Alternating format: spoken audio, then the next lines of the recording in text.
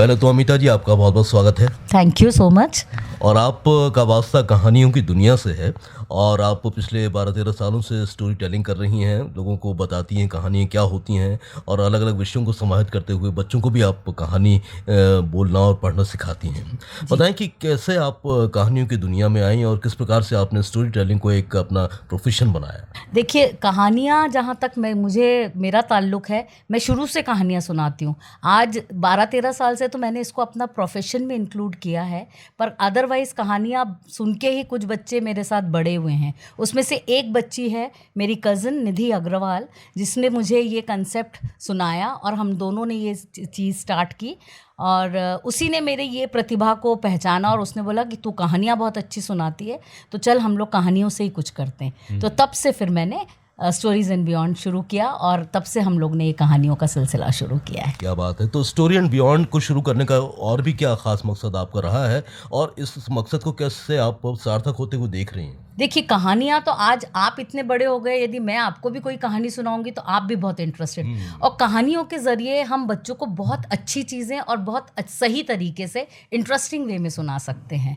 कहानियाँ मुझे हमेशा से बहुत पसंद थी और ये माध्यम मैंने इसलिए चुना क्योंकि मुझे लगता है कि कहानियाँ एक बार बच्चा सुन ले तो वो किसी भी विषय का हो, उसको वो एकदम रजिस्टर हो जाता है, याद हो जाता है। आप ऐसे उसको सिखाओ भैया honesty is not very good, तो वो ऐसे नहीं सीखेगा। पर ऑनेस्टी पे आप कोई कहानी सुना दीजिए तो वो जीवन भर के लिए हो जाता है। तो यही मेरा मोटिव था कि बच्चों को सिर्फ एकेडमिक के अलावा भी हम कहानियों के ज़रिए यदि कुछ सिखा सकें। तो आज हम लोग कहानियों के ज़रिए बच्चों को काफ़ी चीज़ें सिखाते हैं प्लेफुल मेथड में और कहानियों के ज़रिए, तो वो हमें बहुत अच्छा रिजल्ट दे रहे हैं। जैसे आपने बताया कि कुछ उदाहरणों को यदि हम इस्तेमाल करते हैं कहानी के माध्यम से तो वो बहुत जल्दी असर करते हैं किसी भी सुनने वालों पर। तो कौन कौन सा एग्जाम्पल लेती हैं आप कहानियों में और किस प्रकार से आप कुछ संसाधन भी यूज़ करती हैं लोगों को सिखाने के लिए, सुनाने के लिए? जी ज़रूर, संसाधन मतलब कि मैं खुद ही बन जाती हूँ एक कहानी का कैरेक्टर। तो बहुत सी कहानियों में मैं खुद एक मेन कैरेक्टर बन के जब कहानियाँ सुनाती हूँ तो बच्चों को बड़ा मज़ा आता है। फिर वॉइस मॉड्यूलेशन का इस पे बहुत ज़्यादा वो है असर कि आप वॉइस चेंज कर कर के हर कैरेक्टर के बारे में जब आप उसका डायलॉग बोलते हो तो वो भी बहुत इफ़ेक्टिव लगता है। Then there are other ways of like हम लोग पपेट्स यूज़ करते हैं, हम लोग बहुत सारी क्रॉप्स यूज़ करते हैं, जिससे मतलब इतना इजी बना देते हैं बच्चों के लिए कहानियाँ सुनना और समझना कि बच्चे यदि मैं नहीं भी बोलूँगी तो उसे पता है कि ये एक बेयर का है डायलॉग या एक रैबिट का है।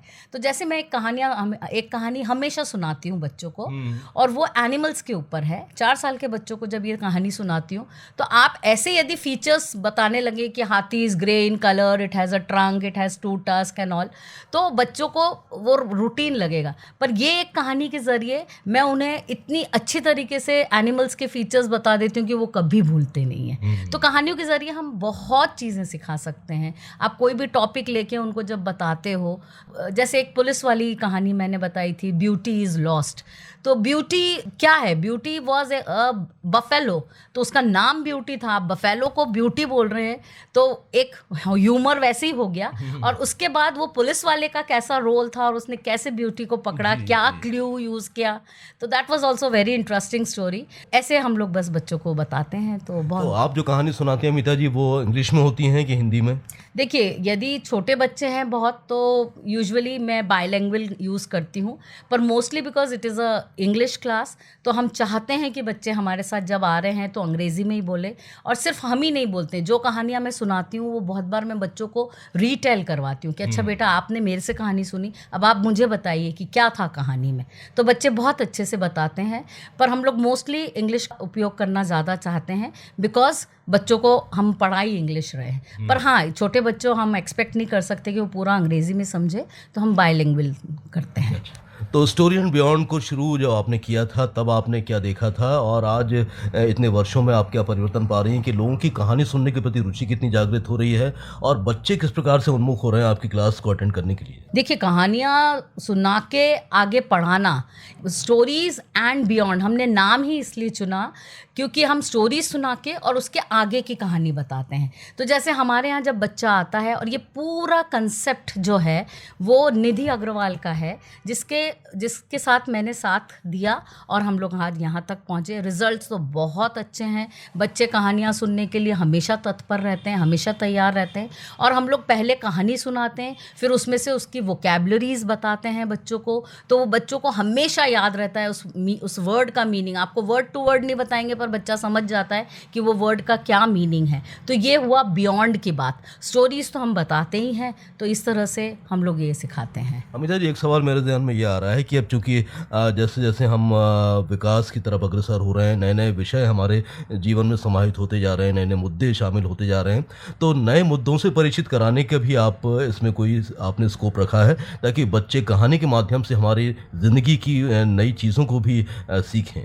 ज़रूर ज़रूर। आजकल तो कहानियों का इतना ज़्यादा चलन है कि आप कॉरपोरेट मीटिंग्स में भी स्टोरी टेलर्स आजकल बुलाते हैं और वो लोग कहानी के ज़रिए इतने बड़े बड़े लोगों को भी समझाते हैं कि हम क्या कंसेप्ट है, हमारा क्या प्रोडक्ट है, हम क्या सेल करना चाहते हैं, क्या हमारा कस्टमर अप्रोच है, कौन सा टाइप का कस्टमर है। ये सब कहानियाँ तो आजकल बहुत हर क्षेत्र में यूज़ हो रही है। तो हमारे यहाँ पे भी कहानियाँ यूज़ कर रहे हैं। अभी छोटे बच्चों को तो हम लोग कहानियाँ सुनाते हैं, पर बड़े बच्चों के साथ they are reading novels with us, और वो नॉवेल्स को समझना, क्लासिक नॉवेल्स हम लोग सब यूज़ करते हैं। तो उनको पढ़ाई की प्रति रुचि तो आती है, प्लस वो अपने जीवन में भी वो काफ़ी, और फिर उनको रीडिंग की हैबिट हो जाती है। जब अच्छा बच्चा अच्छी बुक्स, अच्छी किताबें पढ़ेगा तो वो आगे भी अच्छा ही बनेगा।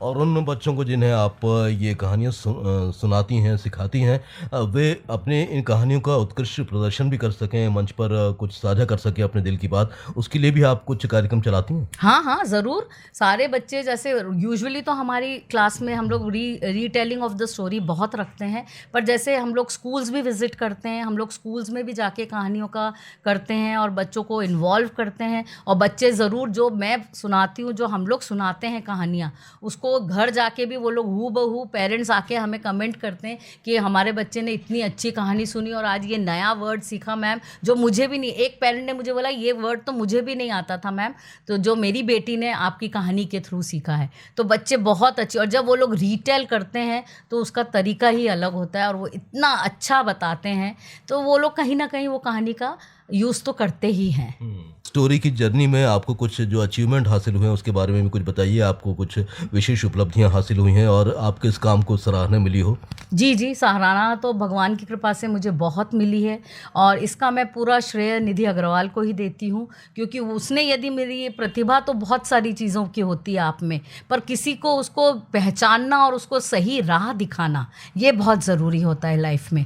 तो वो उसने दिखाया, और मैंने अपनी पूरी मेहनत से स्टोरीज़ के ज़रिए ही मुझे आज ये रिकग्निशन मिला है कि भोपाल में लोग मुझे स्टोरी टेलर के नाम से जानते हैं, और ये मेरे लिए बहुत बड़ी उपलब्धि है। और एक बड़ी उपलब्धि हमारे कार्यक्रम से भी जुड़ने जा रही, जब आप जैसे गेस्ट हमारे कार्यक्रम में शामिल हुए हैं।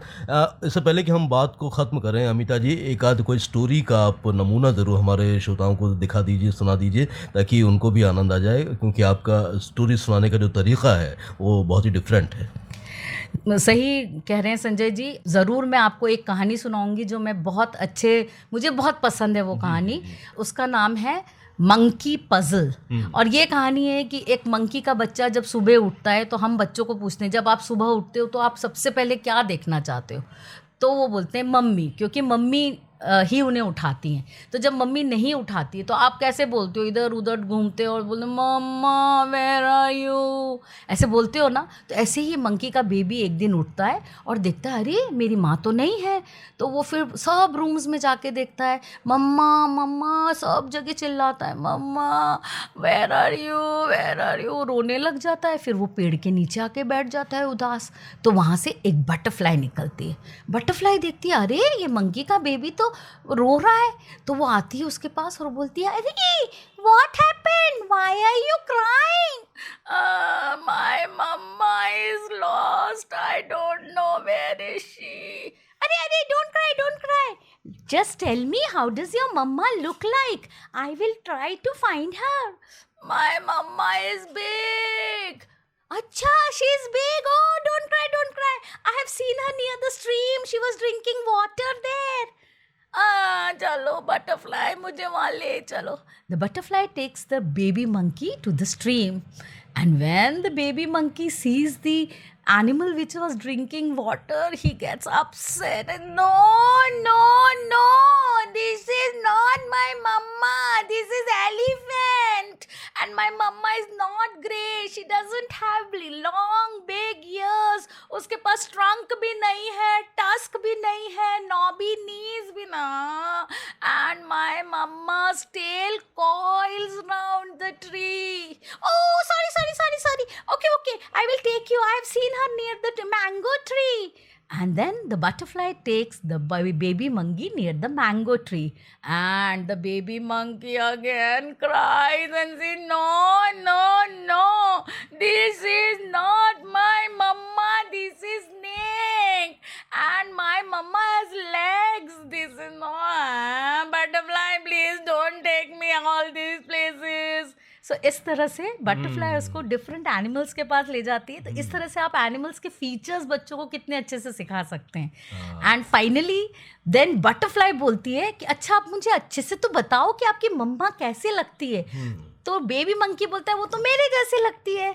तो बोलती oh does your mama looks like you but my children don't look like me. क्योंकि बटरफ्लाई के बेबी होते हैं caterpillars and caterpillars don't look like butterfly and that is why butterfly was confused कि मम्मा कैसे दिखती होगी monkey की.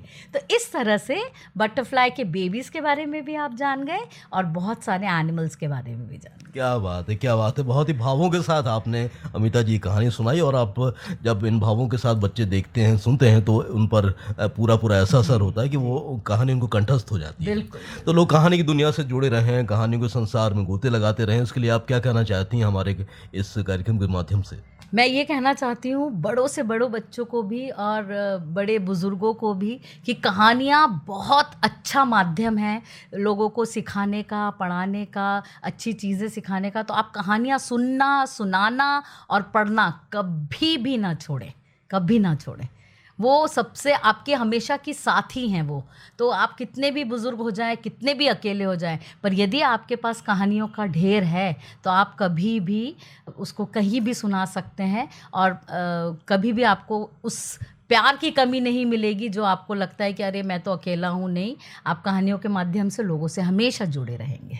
इतनी चर्चा आपने की, इतना वक्त हमें दिया और कहानियों के अद्भुत संसार में आप हमको ले गई. इसके लिए हम आपके बहुत शुक्रगुजार हैं. बहुत शुक्रिया.